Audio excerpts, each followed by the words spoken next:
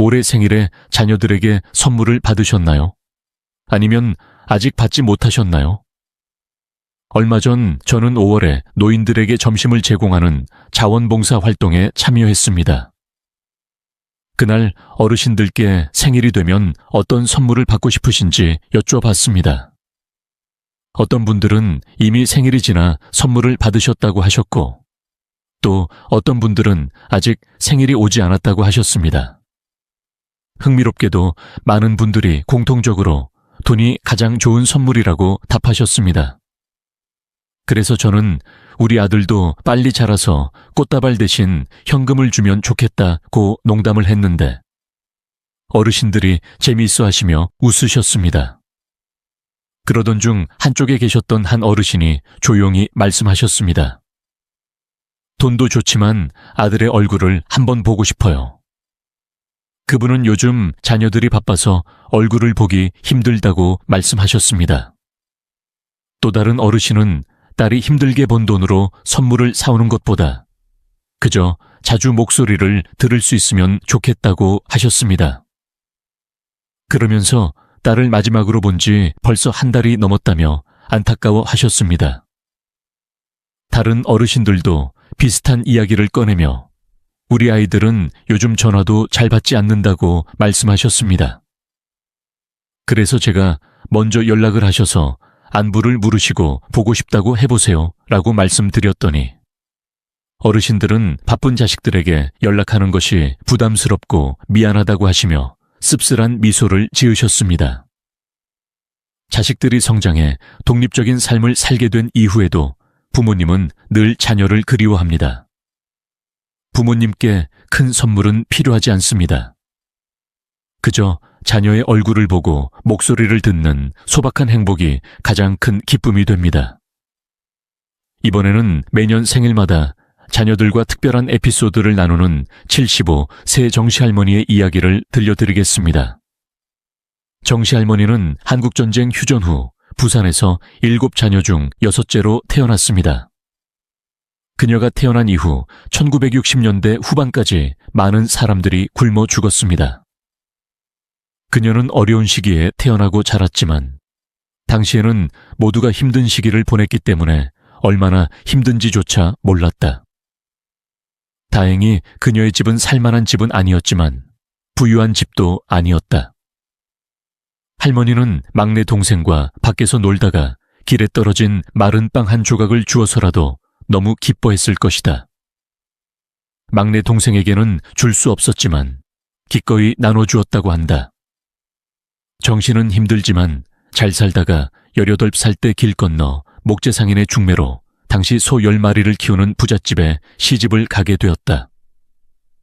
동네 사람들은 다 부잣집에 시집 온 그녀를 부러워했다.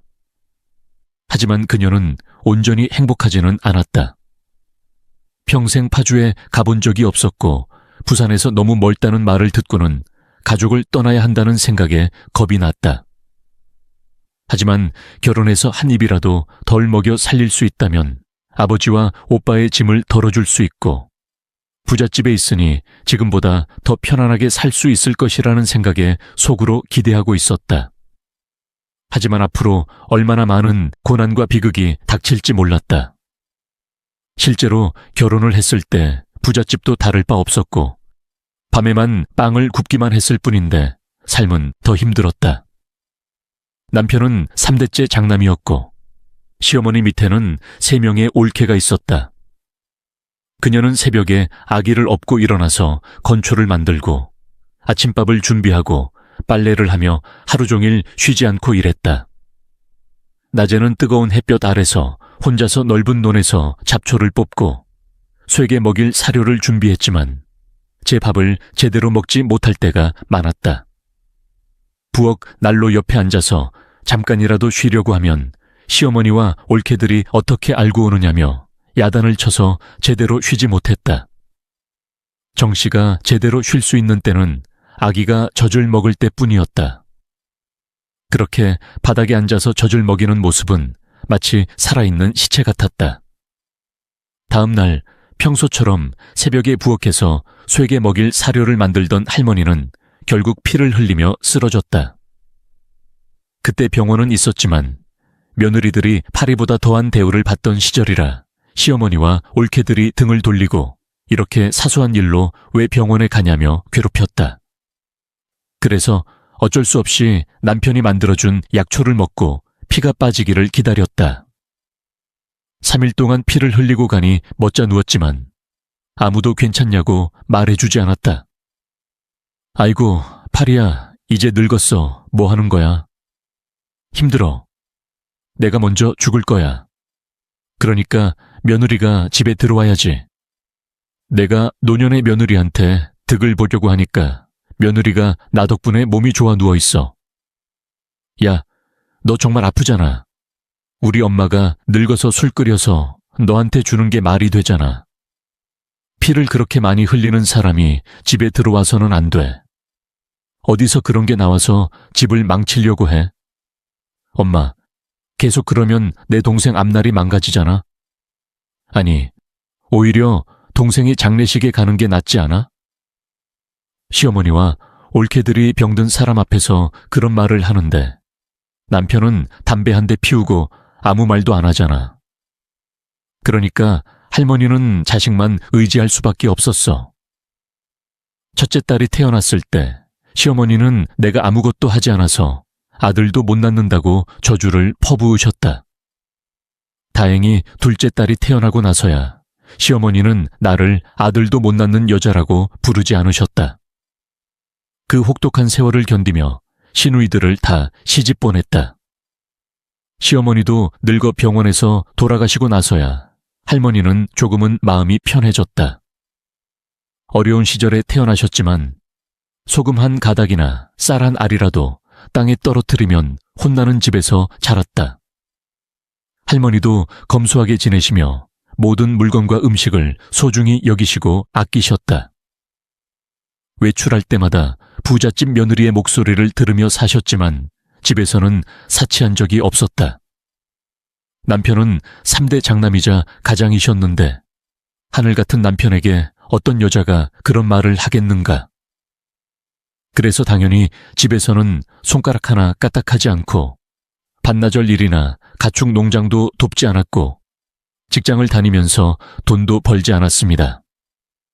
그래서 집안의 크고 작은 일은 모두 할머니의 몫이었습니다.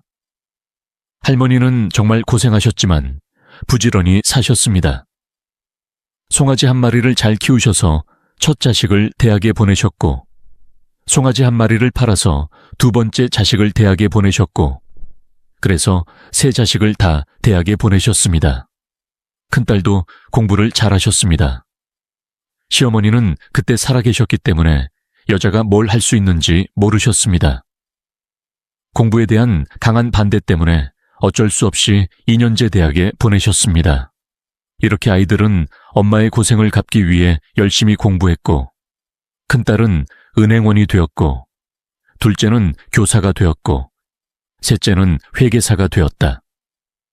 아이들은 모두 괜찮은 직장을 갖게 되었고 이제 할머니는 결혼만 잘하면 더 이상 바랄 것이 없었다. 하지만 딸은 결혼하면 엄마처럼 핍박을 받고 고생할까봐 걱정하며 엄마의 운명을 책임지겠다고 말했다. 다행히 할머니의 걱정과는 달리 큰딸은 좋은 시댁 식구들을 만나 행복하게 살았다. 하지만 할머니의 걱정은 잘 사는 망씨의 딸에게 40살이 되어 현실이 되었다. 홀어머니의 위로를 받은 신우는 자신과 마찬가지로 매우 행복한 막내 아들과 결혼했다. 다만 집안이 넉넉지 않았다는 점이 달랐다.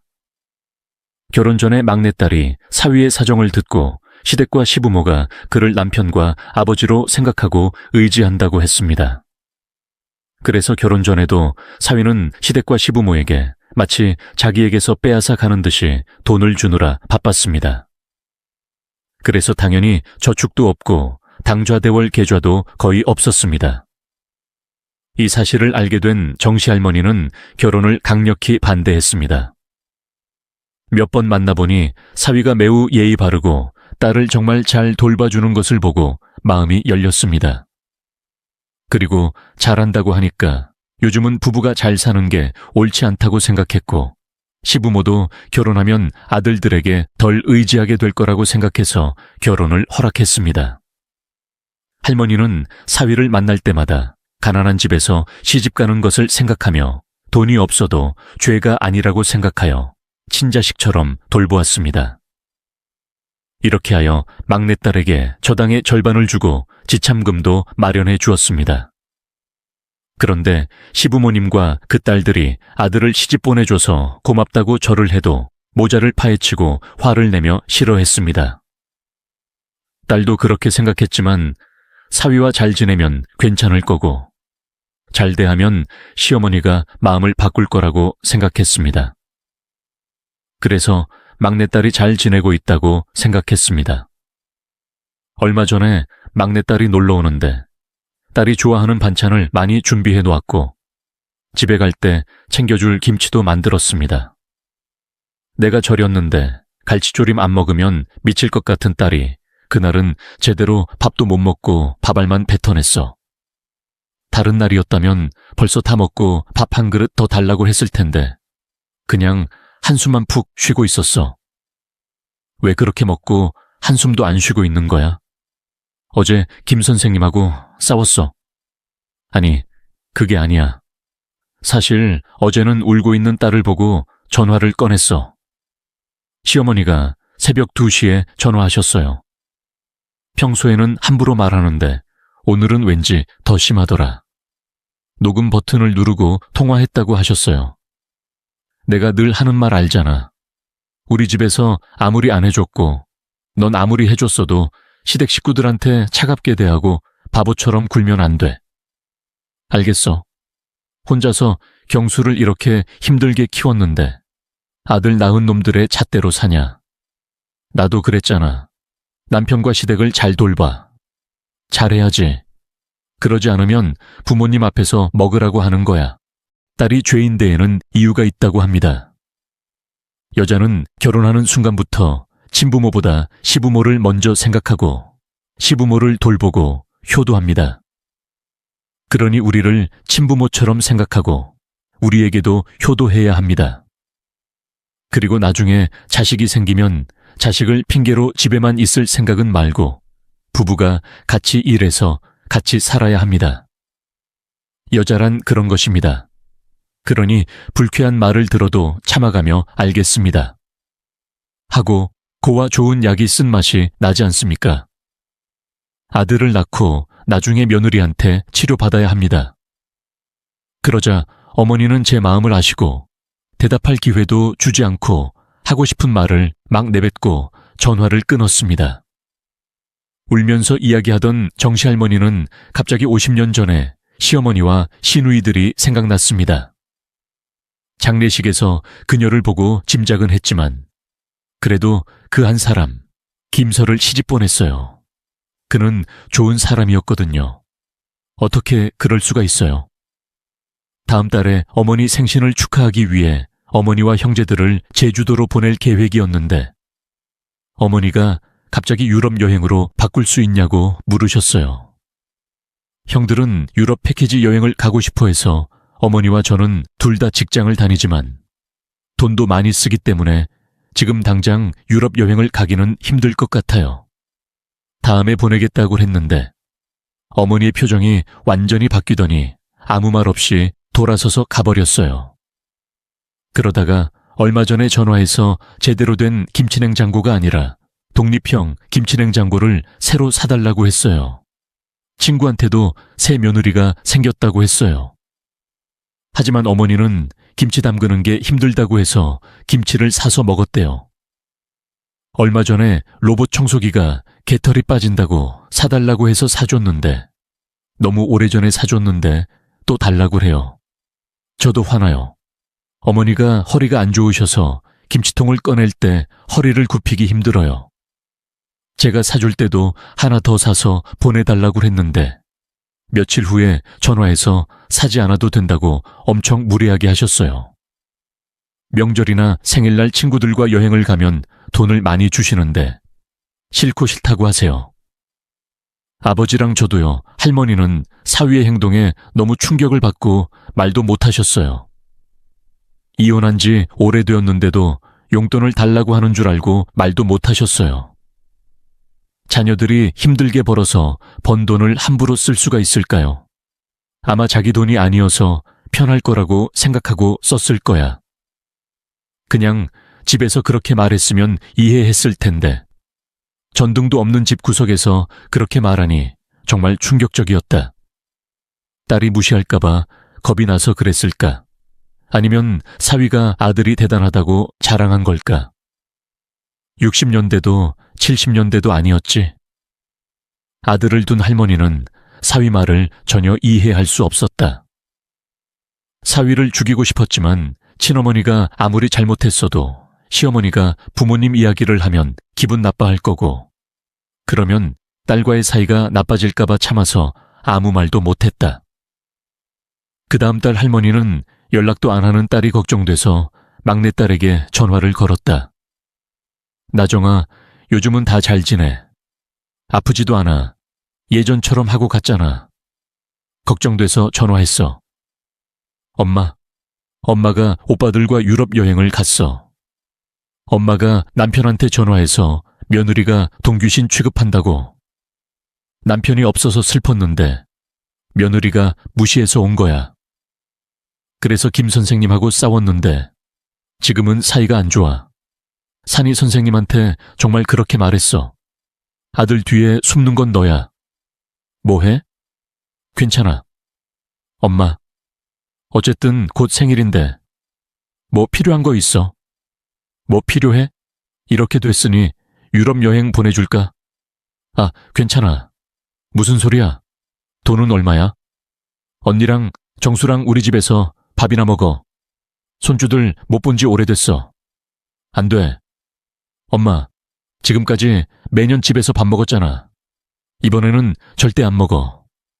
언니, 오빠들과 이야기해보고 다시 연락드리겠습니다. 막내딸의 짜증에도 불구하고 정시할머니는 자식들에 대한 바람은 전혀 없었습니다. 자식을 키우는 데는 어려움이 있었지만 자식들이 부모로서 스스로를 부양하기 위해 열심히 일하는 모습을 보며 자식들이 불쌍했습니다. 그래서 할머니께선 자식들이 얼굴에 그림자 하나 없이 행복하게 사는 것을 보는 것만으로도 큰 선물이었습니다.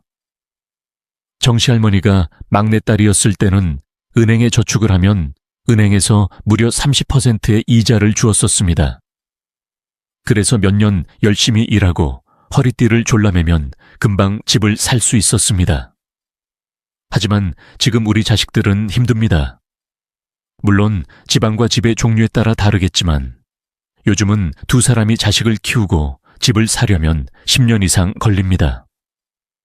옛날에는 소 한 마리로 대학 4년치를 감당할 수 있었지만 지금은 소 한 마리로 한 학기분의 학비를 감당할 수 있는 시대입니다. 그래서 정시할머니는 자식들이 수고해서 번 돈을 할머니께 쓴다는 것을 상상조차 할 수 없었고 애초에 원하지도 않았습니다.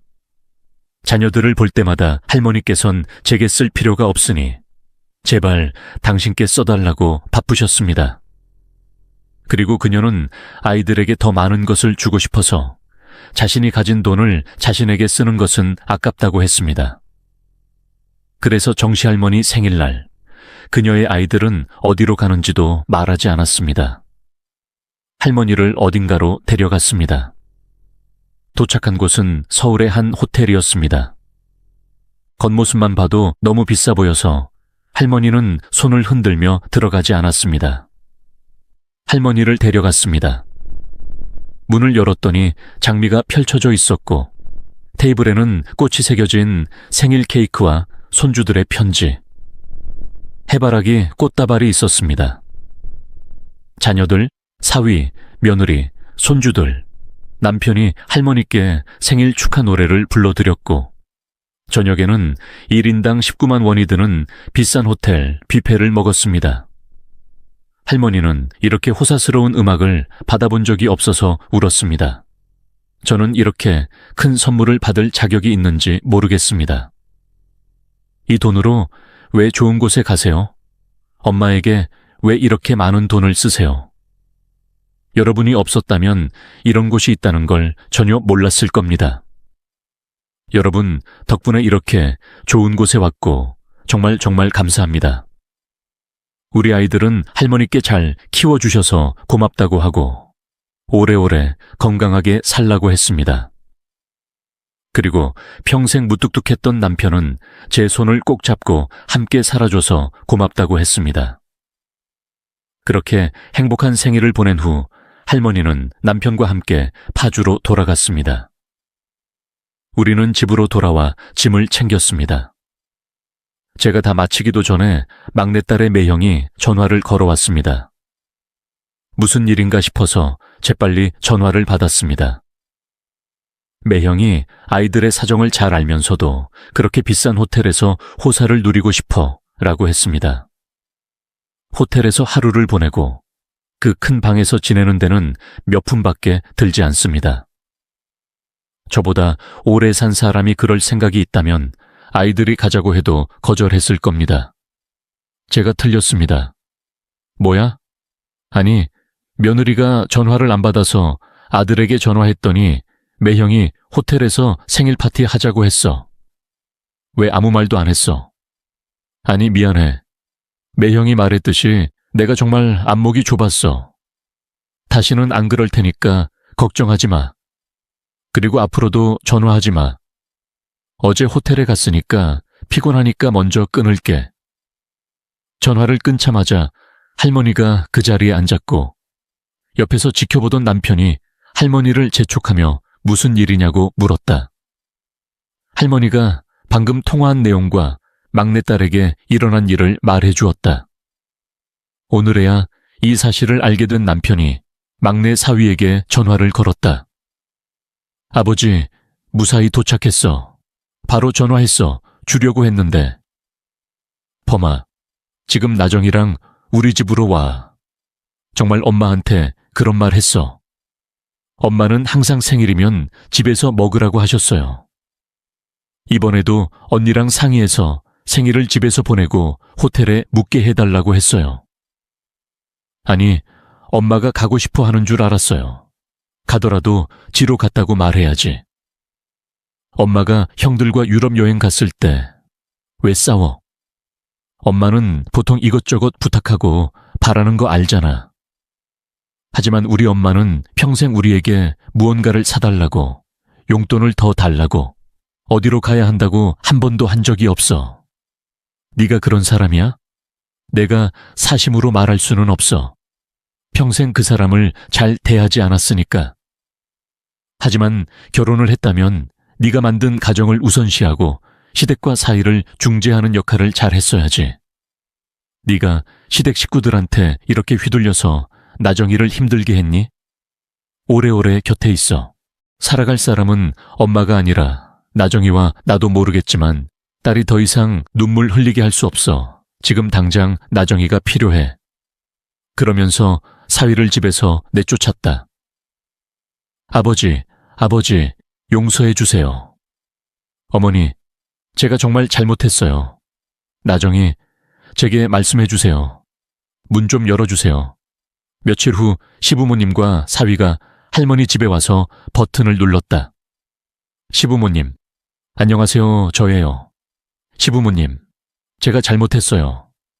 무릎 꿇고 이렇게 빌겠어요. 정말 미안해요. 며느리, 제가 하신 일은 뻔뻔스럽지만 용서해 주세요. 다시는 예전과 같지 않을 거예요. 그러니까 한 번 더 생각해 볼 수 없니, 이호? 시부모님, 더 할 말 없어요. 돌아가세요. 할머니와 남편이 시부모님에게 돌아가라고 하고 문을 열어주지 않았어요. 그 후 사돈은 한 달 동안 매일 찾아와 며느리를 함부로 대하지 않겠다고, 경제적으로 의지하거나 요구하지 않겠다고 약속하며 자식들에게 더 이상 부담을 주지 않겠다는 내용의 서약서를 작성했다. 그러고 나서야 문이 열렸다. 막내 아들은 한 달 동안 할머니 댁에 머물렀다.